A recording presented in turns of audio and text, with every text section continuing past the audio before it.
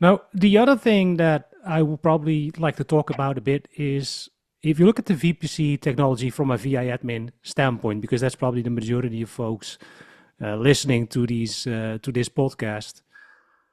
Why would they be using VPCs in the first place, right? A lot of listeners may just be using, their regular VLAN-based port groups on their distributed switch, or even the standard switch. I think a lot of people are still using those. So, and if though you feel they should be using it, should they go about using it? What do they need to Yeah. get familiar with, etc.? How does that work? Standard switch, really? Wow. Okay. Oh yeah, for sure. I could guarantee you that. Really, really, that's amazing.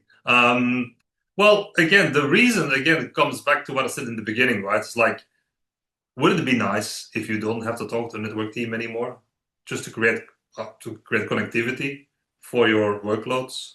At the same time, wouldn't it be nice to be able to do that just from the vCenter UI or API without having to worry about NSX, BGP, and tier zeros and tier ones and all that stuff?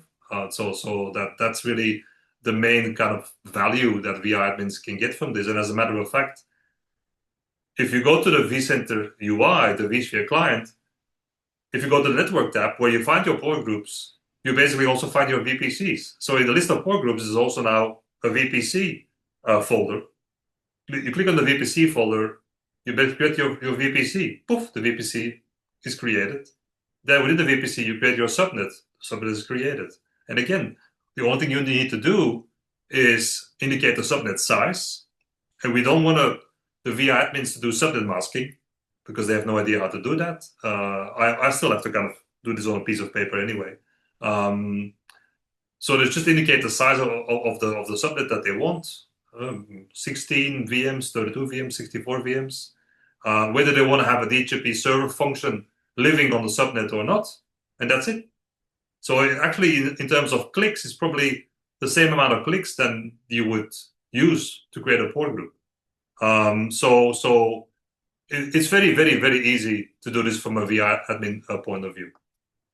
Yeah, I think you already had me when you said there's no need anymore to talk to the networking team because, as most folks know listening to this, there's typically two teams that are, fairly difficult to talk to. It's either the networking team or the security team. So, being able to avoid that, I think that's a big, big plus.